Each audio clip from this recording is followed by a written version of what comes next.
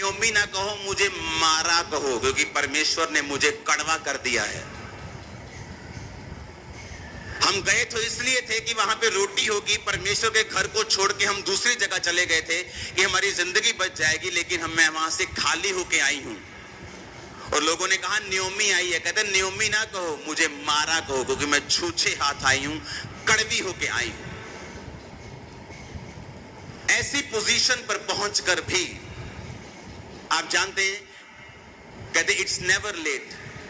नयोमी का जब पति मरा, तब अगर उसे तभी अकल होती तो कम से कम अपने बच्चों को लेकर वापस आ जाती।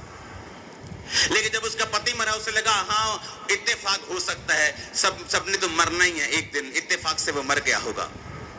लेकिन जब उसके बेटे मर गए, उसको मालूम हो गया कि ये इत्तेफाक नहीं है, ये परमेश्वर का क्रोध है, ये परमेश्वर का, ये उसके वचन का क्रोध हमारे ऊपर आया है कि हमने परमेश्वर के घर को छोड़ के हम मोआब में चले गए, जहां परमेश्वर की आराधना नहीं है, जहां परमेश्वर जिस जाति से नफरत करता है, जस्ट कि हम मरे ना। परमेश्वर ने कहा जो कुछ तू मुझे छोड़कर पाना चाहेगा, जिंदगी पाना चाहेगा, तो उसे गवा देगा। और जब फैसला किया कि अब तीनों मर गए, अब उसे मालूम था कि अब मेरे हाथ में कुछ नहीं, लेकिन फिर भी उसने परमेश्वर की ओर मुड़ने का फैसला किया। और बाइबल कहती है वो बैतलहम में आई अपनी बहू के साथ, और रिश्तेदार उसका था जो बोअज था, उसकी बहू ने उसके साथ जब मैरिज कर ली तो एक बेटा पैदा हुआ। और लोगों ने उसको कहा कि परमेश्वर तेरे जी में जी फिर लेके आ गया है, और तेरा मरा हुआ बेटा उसने तुझे वापिस किया है, क्योंकि वो उसकी धाई का काम करने लगी। हाँ, उसको दूध पिलाने लगी, उसको केयर करने लगी, और वो उसकी एक तरह से मां बन गई, और परमेश्वर ने फिर से उसको छुटकारा दिया। ऐसी बहू दी जो 7 बेटों से अच्छी है, बोअज दिया, उसे फिर से नन्हा बेटा दिया, और बाइबल कहती रूत का उसने छुटकारा किया।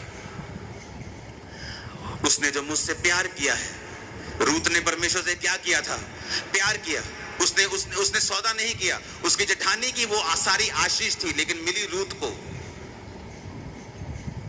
अगर शादी होती बोअज की रिश्तेदार की, किसी निकट रिश्तेदार से, तो वो उसकी जेठानी से होती, लेकिन जब वो वापिस चली गई और रूत रह गई, तो उसकी शादी फिर रूत के साथ हुई। और बाइबल कहती परमेश्वर ने कहा तू मुझसे प्यार करेगा, मैं तुझे छुड़ाऊंगा और मैं तुझे ऊंचे स्थान पर रखूंगा।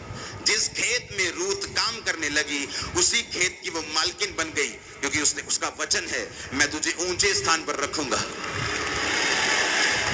उसने ये नहीं कहा मैं तुझे नीचे, उसने कहा मैं तुझे छुड़ाऊंगा और मैं तुझे ऊंचे स्थान पर रखूंगा।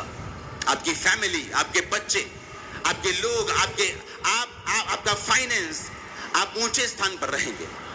अगर आप परमेश्वर पे विश्वास करते हैं, आप सौदा करने नहीं आए।